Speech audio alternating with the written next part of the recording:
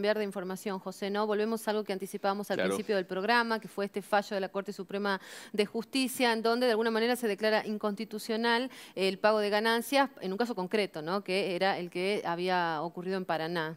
Exactamente. Para analizar un poquito más en profundidad esto y tratar de entender qué es lo que va a pasar a partir de ahora, estamos acá en el estudio con la abogada previsionalista Mercedes Melián. Muchísimas gracias por venir, doctora. ¿Cómo está? Doctora, ¿cómo le ¿Qué va? tal? Encantada, Bienvenida. buenos días. Bueno, este fallo se esperaba, ¿no? Que la Corte falle en este sentido, que exima esta jubilada de pagar ganancias y esto sienta jurisprudencia que pueda aplicarse a miles de casos más. ¿Usted cómo ve esta situación? ¿Cómo la analiza? ¿Cree que es justo? A mí me parece justísimo que a los jubilados no se les haga el descuento de las ganancias, pero aún así, dentro de la Corte y dentro de nosotros los propios previsionalistas hay opiniones encontradas. Claro, claro. Vamos, si nos detenemos en el fallo propiamente dicho, la Corte avala el tema de que un jubilado ya es un pasivo, que ya no está trabajando, y más o menos en uno de los considerandos menciona el hecho de también evaluar la parte de la salud física de la persona y la vulnerabilidad que tiene un jubilado. Claro. Vamos a ponernos un poco en órbita y vamos a ponernos a entender qué es este impuesto que se les cobra a los jubilados. Es para personas que perciben más de 62.000 pesos. Sí. Que no es el común. Exactamente. Entonces, bueno, llevar un poco de tranquilidad también a las personas en general, porque hay muchas personas que no saben que le van a dejar de hacer estos descuentos. Desde el 2017 salió una ley por la cual se cambiaba el monto mínimo imponible para solamente para los jubilados, digamos. Claro. Los haberes de los activos no, tienen otra base imponible. Pero para los jubilados se determinó en 6 haberes mínimos. Recordemos que los haberes de los jubilados se incrementan cada 3 meses. Claro. Quiere decir que, bueno, puede ser que a alguna persona este mes le descuentan y el mes que viene ya le vuelven a aumentar el haber mínimo y ya no le van a estar haciendo el descuento o los anticipos de ganancias. Sí. Este impuesto considera la Corte que distorsiona el poder adquisitivo de una persona que le hacen tributar.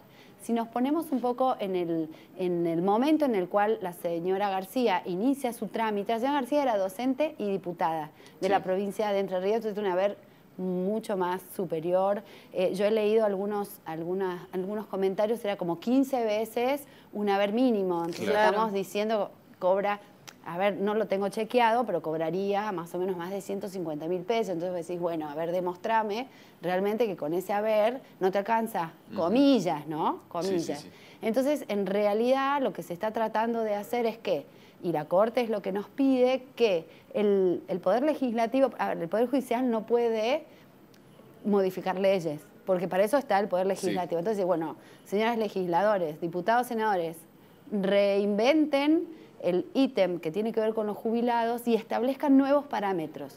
Y bueno, nosotros a través de la Constitución Nacional hemos firmado convenios internacionales de protección a la ancianidad. Claro. Bueno, leamos qué fue lo que firmó la Argentina y reinventemos un articulado más acorde a la franja esta etaria y vulnerable que son los jubilados. ¿Se sabe cuántos jubilados en Tucumán pueden estar alcanzados por ganancias? En la última vez que estuve chequeando números, porque esto, claro, sale el fallo y de golpe empiezan a publicar de golpe, bueno, la última vez yo chequeé eran 15.000 jubilados en Tucumán. Bien, alcanzados por ganancias. Por ganancias. Pero claro, con la siguiente modificación es posible que este monto se haya vuelto a reducir. Dicen las estadísticas que son 300.000 en toda la Argentina. Entonces, es un gran impacto. ¿Qué pasa si de esos jubilados que hay en la provincia, alguno está en condiciones o evalúa con un abogado y el trabajo de un abogado que puede pedir Bueno, justamente nosotros esta estamos haciendo juicios. A ver, cuando digo nosotros, en general los abogados personalistas que nos dedicamos, sí tenemos juicios iniciados en contra de la FIP por el tema de ganancias. Pero, como les decía, tal vez fue en una situación donde, claro, porque la señora García le descontaban un 30% de impuesto a las ganancias sobre su haber. Entonces, la Corte consideró que esto se utiliza una palabra técnica que dice era confiscatorio, digamos. Excedía el 15% sobre el cual nos podemos mover para hacer descuento. O sea, era el doble de la confiscatoriedad que marca la Corte para las cuestiones previsionales. Recordemos que esto es un ambiente distinto de lo laboral, Sí, ¿no? sí, por supuesto. Es una persona que ya no trabaja, estas rentas es un débito que tiene el Estado con estas personas que aportaron. O sea, yo aporto, trabajo, mes a mes me hacen los descuentos, después el Estado me devuelve, por eso es un débito. Entonces, si yo en vida ya hice el aporte de impuesto a las ganancias, ya cuando paso a ser pasiva, ahora vos me tenés que pagar a mí. Claro. No me descuentes ese. Bueno, ese argumento es el que a mí más me queda más cómodo, a mí como abogada previsionalista. Pero bueno, también hay otros expertos que dicen, pero no es lo mismo un jubilado que gana 150.000, 200.000 que el resto de los jubilados. Pero ¿cómo vamos a hacer para determinar si... O sea, no puedes usar casuística, caso por caso, a vos sí, a vos no, a vos más o menos, a vos dentro de 2 años, a vos... Entonces, ¿qué dice la Corte en uno de los considerandos? Unifiquemos un criterio. Exacto. Establezcamos que si tiene 80 años ya es vulnerable esta persona, digamos. Ya, o sea, no es que vos podés hacer changas, aparte, o llevar actividades, porque ya a partir de una cierta edad es más difícil. No, hay jubilados que están buenísimamente bien en condiciones físicas y siguen teniendo su actividad, qué sé yo.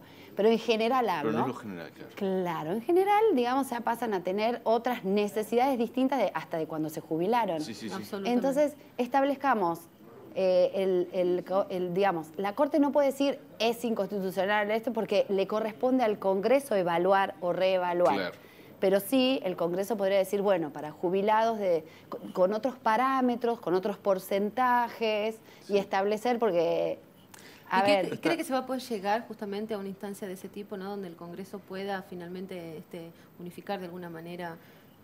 Ya los legisladores adelantaron algo con esto que yo te estaba contando, de que se modificó la base imponible. O sea que yo veo buenas perspectivas. ¿Esa modificación cuándo fue, perdón? En el 2017. 2017, viene hace 1 año y pico. Exacto. ¿Recuerdan la reparación histórica? Sí, claro. Sí. Se hicieron un montón de modificaciones, se modificó la manera de calcular las jubilaciones, se mejoró el cálculo, por eso surge la reparación histórica. Ahora, bueno, un jubilado que se jubila hoy en día percibe un mejor salario inicial de jubilación. También entró dentro de ese paquete de medidas de mejoras la base imponible para los jubilados más elevada. O sea, yo lo que noto es que sí, que siempre se está tendiendo a proteger a esta franja etaria más vulnerable, a reconocer que ya comienzan a tener enfermedades, que ya no pueden valerse por sí mismos, que necesitan ayuda.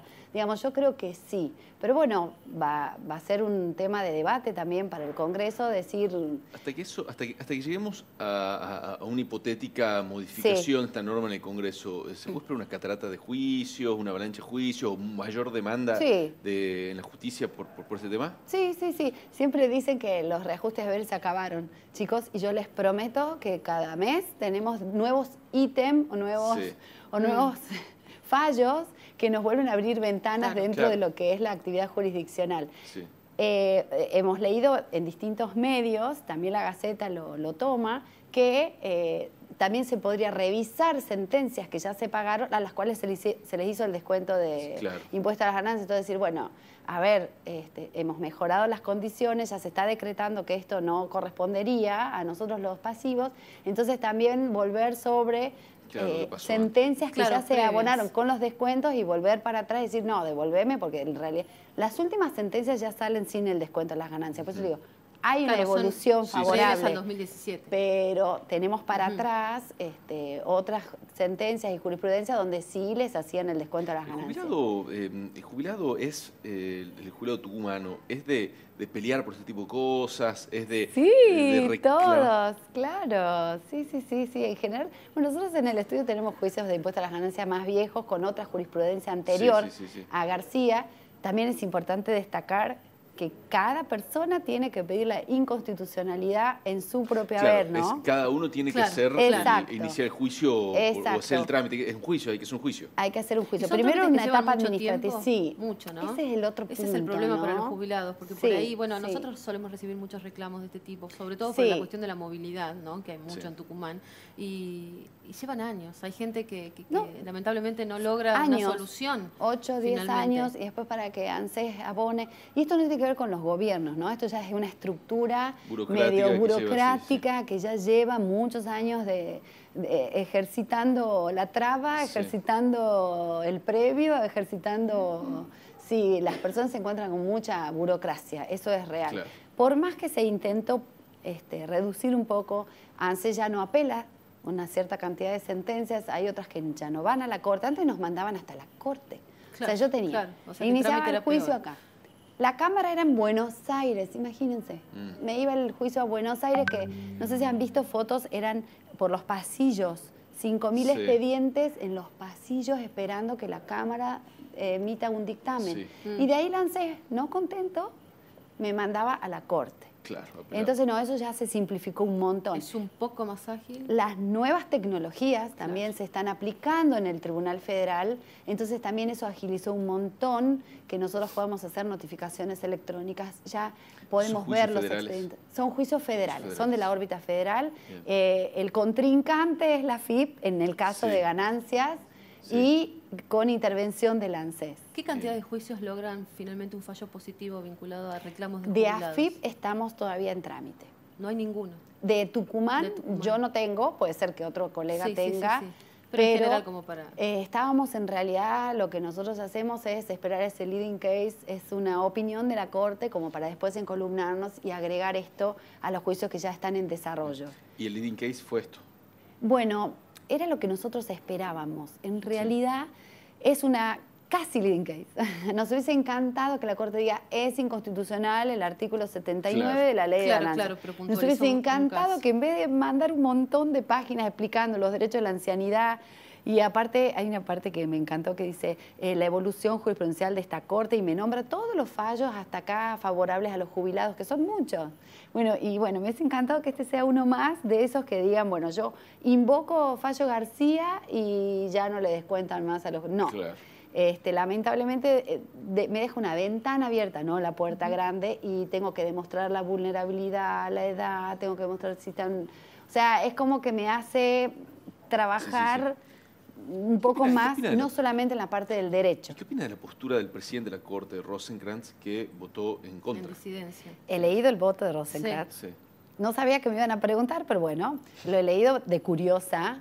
Rosenkrantz, en cambio, dice que el Estado tiene la potestad de cobrar los impuestos, que es el Congreso el que tiene que legislar sobre esto, y si el Congreso consideró que las rentas de los jubilados podían ser una base imponible de impuestos, hay que respetar, porque ningún ciudadano tiene que estar exento, y acá hago un paréntesis, a ver, los jueces podrían... Bueno, claro, justamente. Bueno, sí, todos tenemos que tributar de alguna manera al Estado, porque un Estado sin impuestos no se sostiene. Interesante el voto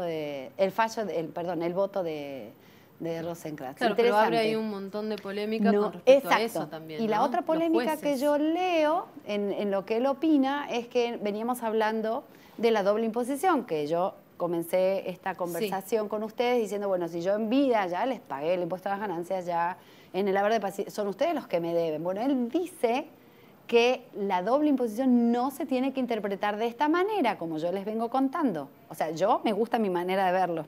Él lo ve de otra manera. Dice que la doble imposición es al mismo tiempo. Quiere decir que un jubilado que tributa ganancias, ¿me entienden? Sí. Tendría que demostrar que hace 2 veces la tributación de ganancias en el mismo periodo de tiempo. No como se viene sosteniendo en el fallo Cuesta y otros fallos anteriores de las cámaras previsionales expertas, que la doble imposición sería durante la vida activa y luego en el haber de pasividad. O sea, Rosenkrantz dice que no, que la doble imposición sería que al mismo tiempo pague 2 veces. Una cosa así que, bueno, también eso es para evaluar, porque aparte no saben la cantidad de fundamentos que el doctor menciona en su voto. Es un voto muy interesante, es un voto para analizar, como dicen ustedes, es un voto para analizar y para entender que tal vez haya otro cambio de opinión en la Corte, esperemos que no. Muchísimas gracias. Al contrario, gracias por la invitación. Bueno, encantada.